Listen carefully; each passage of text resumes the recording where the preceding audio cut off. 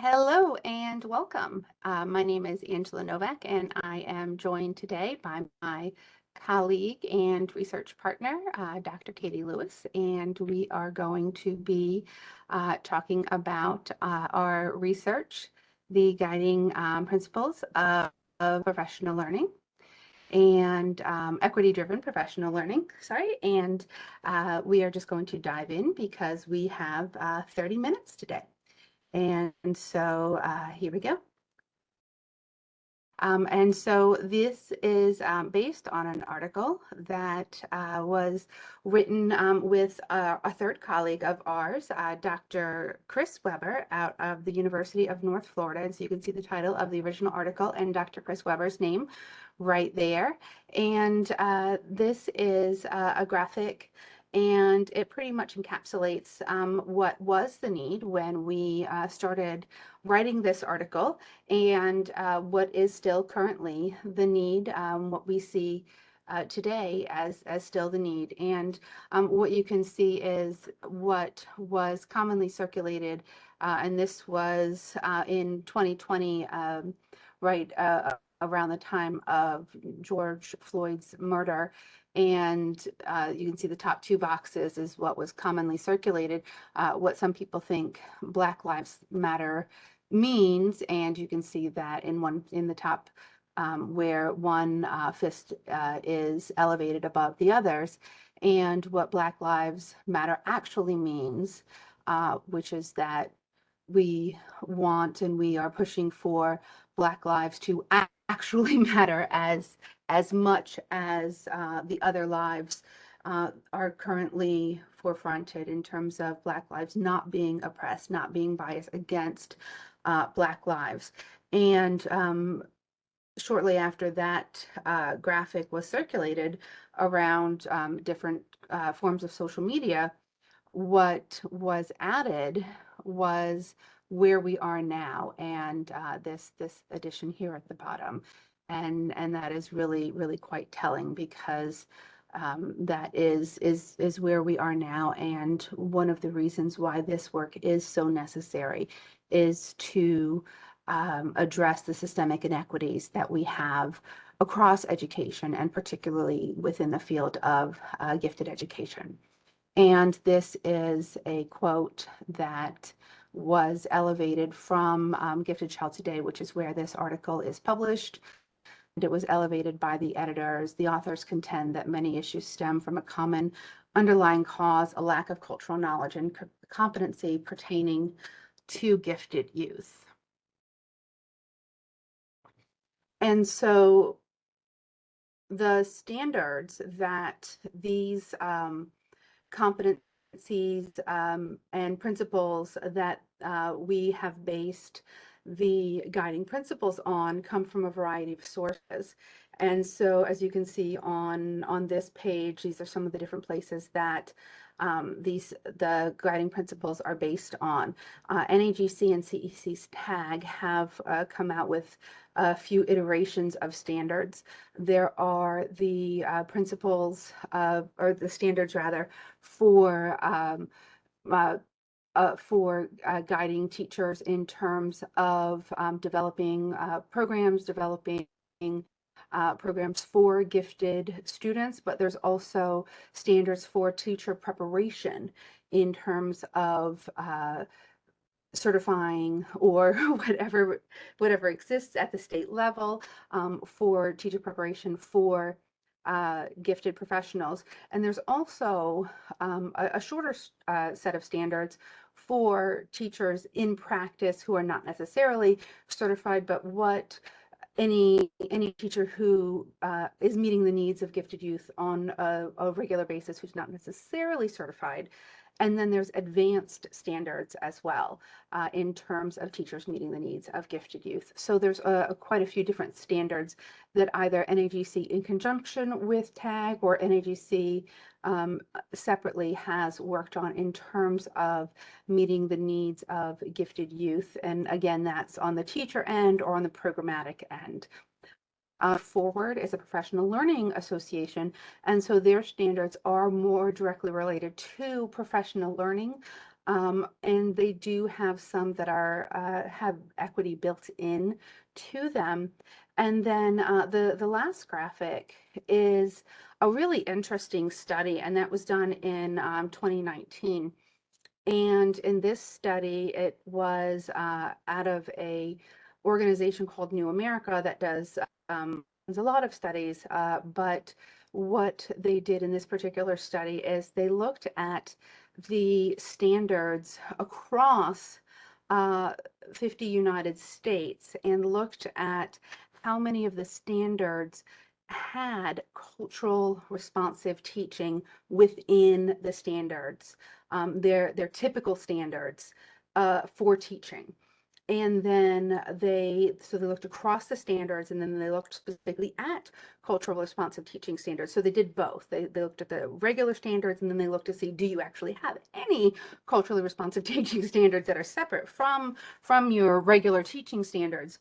And then across all of that research, they pulled together what are competencies that we can see across all of these different standards. What are things that are commonalities that we can identify that, all right, pulling all of this research together, these are competencies that we can identify and see that are across the board recognized across all 50 states as competencies for culturally responsive teaching.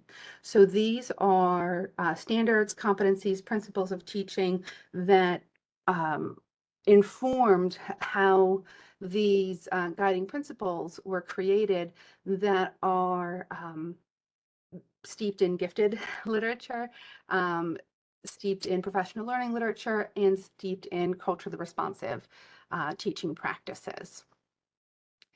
And then the last thing we looked at is specific to equity. And within equity, one of the biggest pieces that informed our research was equity literacy. What does equity look in practice, in commonality? What is important to the foundation of equity?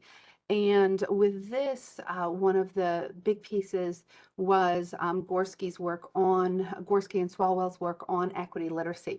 There's actually a brand new book, I believe it or not, just got it in the mail today, in which there's actually now a sixth practice. But at the time, there were 5 practices in equity literacy.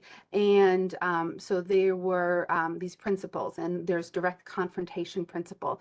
And this is basically when we acknowledge that racism exists. We don't put it up for debate. We don't say, well, if racism is around in our district, what would it be like? What would it look like? We just say, we know racism exists in practice in the United States, in our district. Let's identify where it is and how we can address it. So we don't put it up for debate. That's the direct confrontation principle. We know it exists. How are we going to tackle it? What are we going to do about it? The second principle is looking at redistribution. And that is the idea that we need to review our policies, we need to review our practices, we need to look at how we can shape our new policies and practices to ensure that where we need to redistribute, basically, but where we need to change policies and practices and where we need to adjust resources, we're doing it for the benefit of students that have been historically marginalized, for the benefit of students that have not had the benefit of some of the resources in the past. And we're making sure that we redistribute these resources and make sure that the policies and practices that we're writing are benefiting students that have not had access in the past. The prioritization principle, again, looks at placing emphasis on the needs and interests of culturally, linguistically, racially, economically diverse students. And so when we're making gifted practices, when we're making gifted policies, we're placing emphasis on these students. And this really focuses on the difference between equality and equity. Equality is giving the same to everybody because this is fair and this is fair and this is fair. A lot of times we think about this as the the Oprah principle. You get a car, you get a car, you get a car, everybody gets a car, and we all love walking away with a car. But prioritization recognizes that 50 people walked into the Oprah show with brand new shiny wheels, or wheels that they could afford on their own, but 50 people walked in to the Oprah show without a car. And so really the people that benefit most are the people that didn't have a car, that couldn't afford a car on their own, and that's who we need to prioritize. And then the equity ideology principle is, rather than focusing on strategies or quick fixes, focusing on the lens of equity, focusing on as an idea, as an approach. So we're not just going to try this fix, this fix, this fix, but we need to look at what we're doing as a lens, what we're doing as an ideological approach, rather than just what we can read about in this book. Not reading a book that's 50 quick strategies to make your system change overnight. We want to change the system, but we recognize it's not going to happen overnight.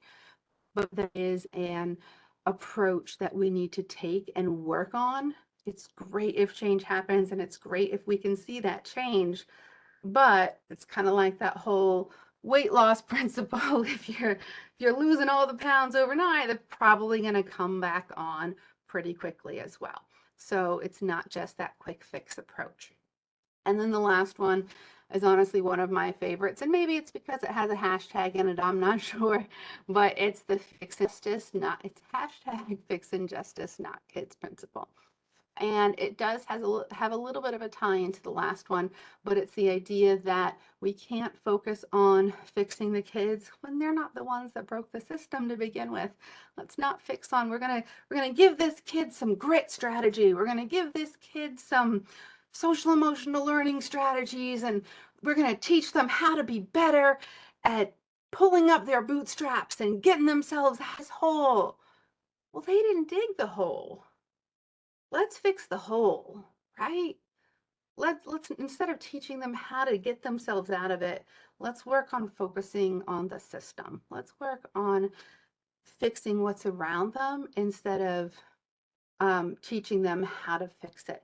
And it's not that any of these individual strategies are necessarily bad, but they didn't create the whole. It's kind of like the pandemic, when we're, focused all on the learning loss and all the things that happened, and we need to teach these kids and help them overcome, when they didn't create the pandemic, right? They didn't get themselves into that hole, but we're so focused on teaching them how to get out of the hole, right? And hey, it's not that little strategies like that necessarily hurt them, but there's a broader picture that we really need to focus on, rather than what ends up happening is sort of punishing or penalizing the kids for something they didn't create. And so that's a lot of what we have really based the principles on, as well as a lot of foregrounding of what our professional learning plans are based on. And then on the right, you see, or on my right, you see a graphic, and this is from Donna Ford and Multicultural Gifted Education, because what is really pervasive in a lot of the work that we see is this cycle of deficit thinking. And one thing that we want to break, and this is what you can really feel sort of emanating from these equity principles, is this deficit thinking. And what Dr. Ford brings up is, the less we know about others, the more we make up. And so, and that's really pervasive through these equity literacy principles as well. And so we want to make sure we're learning about our students, we're engaging with them, make sure we're learning about our teachers and engaging with them as well as we go forward into these equity principles of professional learning. So as we think about the professional learning piece of it, and we think about what Angela just shared with us, we look to see what are some of those guiding principles that we should apply regardless of the topic of professional learning that you're focusing on in your education. So the first one is the idea of taking a poll. We as teachers do this all the time in our classrooms, right? Anytime we get ready to cover new content, we're getting ready to go back to school soon, summer's almost over here. What do? We take a baseline assessment. We find out where our kids are before we start teaching them. So in professional learning, we should be doing the exact same thing, right? We should find out where our teachers are, not on their content knowledge per se, but perhaps maybe thinking about equity. What is their understanding of different cultures? What are their understanding of giftedness? And so here we would give them an informal assessment before we start our professional learning so that we can figure out where we are and where do we need to go from there. So that's our first principle, is this idea of taking a pulse. So you could give this out, over the summer, a short survey to your teachers to find out where they are ready to go. And then you can also continue it if you have some sessions for professional learning in the fall, and then you can pick them up again in the spring. After you finish your fall, you would post assess, and then you would again use that data driven information to help you guide and develop your professional learning for the spring. So our second professional learning principle here is this idea of learning plans, right? We do this in our special education classrooms, right? We individualize our learning for our students so that they can achieve their goals. Same with our gifted learners. We need to accelerate our kids in the classroom so that they can grow the most. So think about professional learning. We think about, we've taken their pulse, we figured out, okay, this is our baseline, this is where we're working at. You're going to find, just like in our classrooms, nobody's at the same exact spot. So ideally, professional learning should be tailored to everybody's individual needs and where they are. So here we would then have maybe 2 or 3 PLC groups. Obviously, you're not going to want to create 20 PLC groups because that's too much time and it's not a good use of your skills as a professional learning coordinator, right? So as your gifted program coordinator. So you would want to think about ranges, right? And so you would have your 3 groups and you would develop it. And just like in the classroom, our reading groups or our math groups, they're not static, they should be flexible groups. And the professional learning plan should also be flexible within the classrooms. Right. And then the next principle is establishing a safe zone. And this is probably something that you've heard about, this idea of being safe and having a safe zone. One thing that we really like to emphasize with this is just because it's a safe zone doesn't mean we say anything we want to say. Doesn't mean you're free to say whatever it is that you have popping into your head at any given point in time. So yes, we establish guidelines, we develop trust, we ensure confidentiality. But one of the things that's most important is that we advocate for having a place where what you say is safe, or another term that we've seen a shift to in recent years is brave. And the idea is that what you say is welcome and is safe, not just for you to say, but for others to hear. That you're speaking with intentionality, that you're speaking with an idea of whatever you're saying can both be exist and be affirmed without any repercussions. So it's not it, we you know it's very important to emphasize that these spaces are not just free for all, but uh, a closed space with confidentiality, but a space where anyone exists without incurring further trauma. And this is a principle of trauma-informed teaching as well, trauma-informed space and trauma-informed learning, is that one of the principles is that you're doing no further harm and that you're ensuring no further harm is undertaken by anyone else. And so if you're not ensuring that you're having a safe space where you're not creating further harm or you're not perpetuating harm, then it's not a safe space. And so that's a really clear guideline at the very beginning, is It's not just say whatever you want. It's we are in a safe space for everybody, not just for you.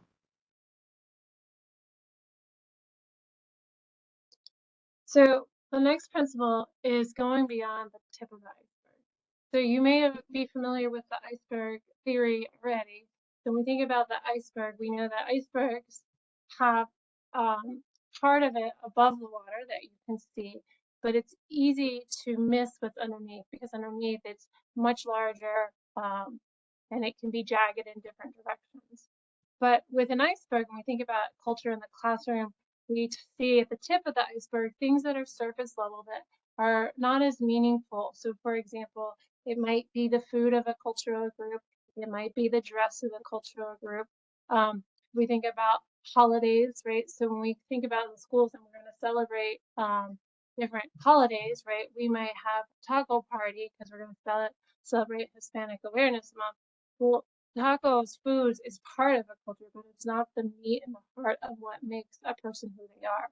And so the below the iceberg is where we want to get in our professional learning with our teachers and really talk about the heart of the culture, what makes someone from this culture think, what it makes them feel, how does all this culture come into play in the classroom? Because we know that culture does influence our manifestation of gifted characteristics.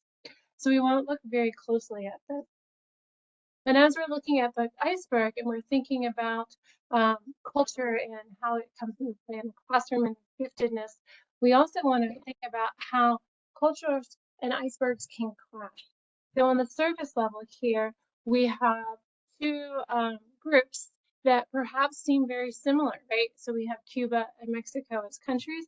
And if we're thinking about the cultures here, right, we have two Spanish speaking countries. We have, they're both and oh, I just had a hiccup. Sorry, friend.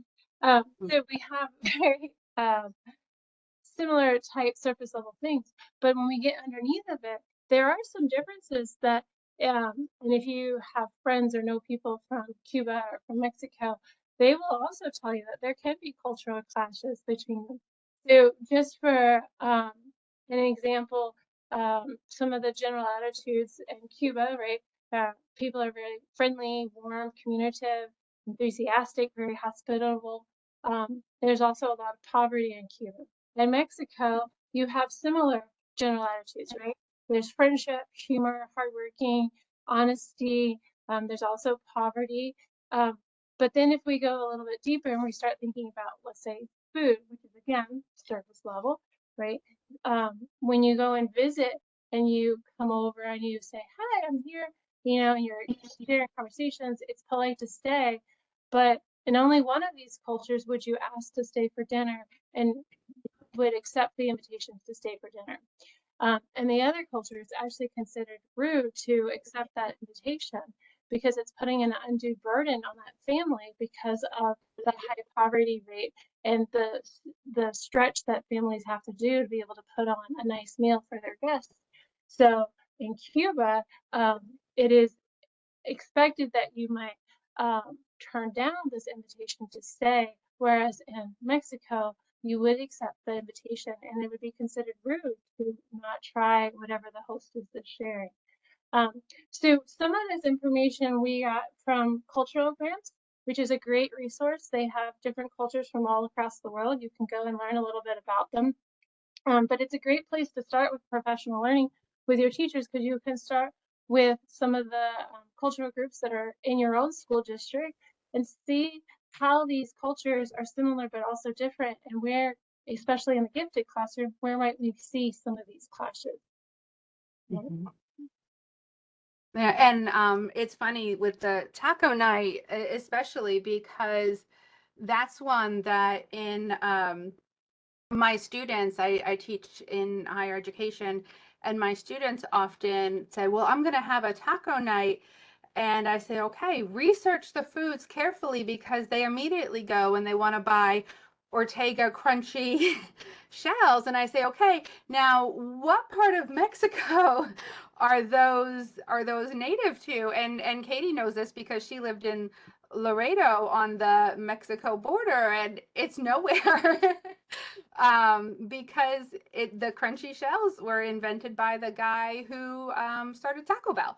And it's soft tacos. It's the flour tortilla made with masa that is that's the kind of taco that is um, indigenous to Mexico. It's not the crunchy, and that's 9 times out of 10, it's what, my students want to pick up. That's in their mind. And so it's, it's this idea of what kind of food and what have you researched, and what kind of tacos, what kind of food, have you researched the albondigas? Have you researched the different kinds of meatballs and the meatball soup and what goes into it and that kind of thing that is native to that area, so that really the foods, and not putting a general label of, well, I have Hispanic kids, therefore I'm going to do taco night.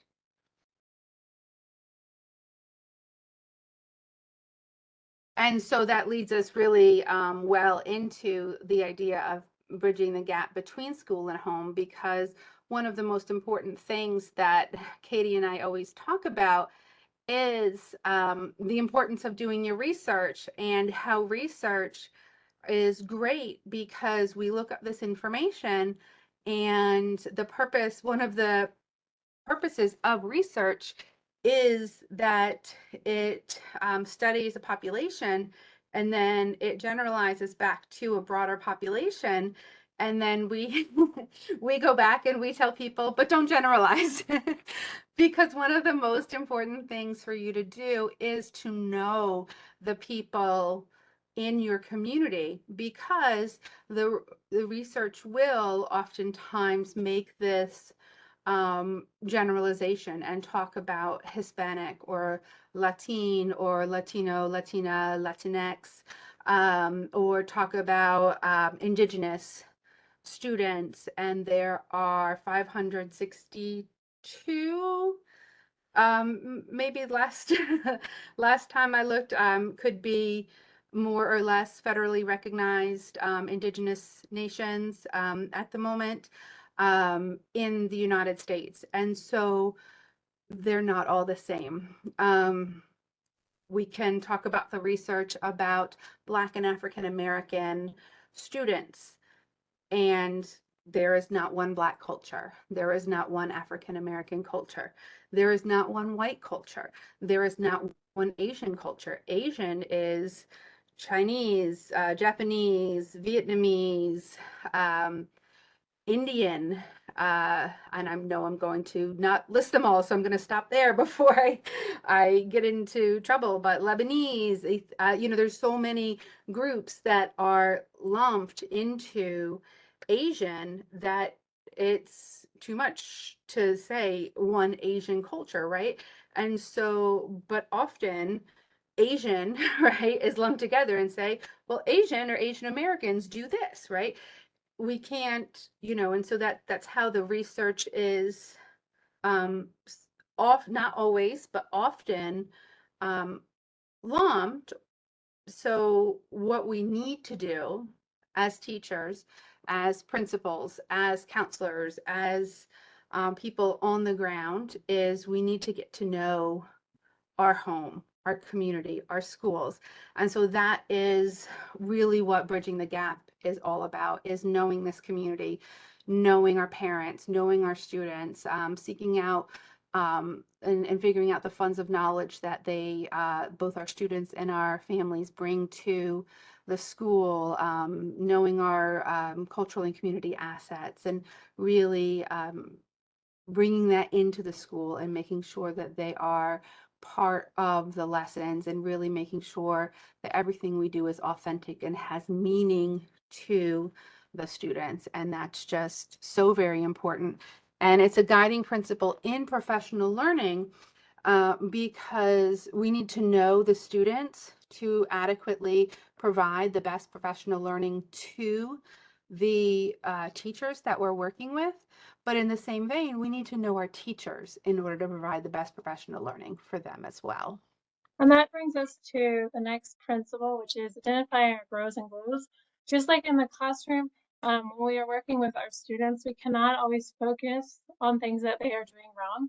So if you have a cluster of teachers who have a long way to go on understanding equity and understanding giftedness and how culture plays in it, you need to also find the things that they are doing well. So thinking about the glows and having the teachers reflect on their own glows from this professional learning that they've just experienced. What did they learn?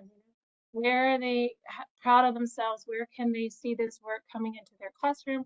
But where do we all have work to grow, right? So having a balance of, yes, we need to work on this, and maybe it seems like we have a large task in front of us, but this is what we are doing better. This is where we want to go from here. And then we have only one more principle left. And that is engaging in courageous conversations. And this is so important because as a facilitator, you have to be willing to tell people when they're off target. You have to be willing, and that's part of the grows and glows, but you have to be able to create new understandings, create new meanings through that equitable lens. You have to be able to challenge people in these conversations. You have to be able to know the balance between calling someone out and calling someone in, and understand that there's value and there's a need sometimes for both, and that the majority of the time we want to be calling people in, but that every once in a while there's a time that you need to actually take a stand and say, no, this is one of those times where I need to call out and say, there has to be a line drawn in the sand and say, this is a time where I have to call out and make sure that there's a clear, you shall not pass moment in this kind of event, in this kind of clear racist or oppressive or biased moment where you cannot let some kind of comment stand. And so this is a time where a courageous conversation has to happen. We always want to engage in critical debate, in critical discussion. We want to make sure we're engaging in reflection at all times. And we need to make sure these conversations are ongoing, not one and done. And that is another really crucial component in terms of any kind of professional learning, but most especially in conversations that are going to lead to shifts in any kind of personal or systemic belief. So as we wrap up, right, when we think about equity-driven professional learning, these principles can be implemented with all of your professional learning for gifted students, right? So they're not something that has to be done one and done. They're ongoing, and they can be interwoven and done together multiple times. When you're thinking about these principles, another great resource here is the Bill of Rights for students, gifted students of color. And you can find this at the NAGC website. You should print these off and give them to your teachers so that they can put them in their classroom for their students. When we're talking about equity, we're talking about cultural responsive pedagogy, we know that teachers are one of the change agents that have the potential to really change lives. Right? We know teachers can do this. And so when we're thinking about designing that professional learning for this upcoming school year, we need to take these 7 principles under consideration. We need to consider what culturally responsive pedagogy means, what equity driven means, all of the standards that we have, and we can do it. We just take it little by little, and we're going to make good changes out there. If we are out of time, but if you have questions or comments, or if you want to chat more, we do have a couple of other sessions at Worlds. If you'd like to check them out, please go ahead and check them out. And here's our contact information. So thank you so much for joining our session. Thank you. Have a great day. I have to edit that last piece out. Please.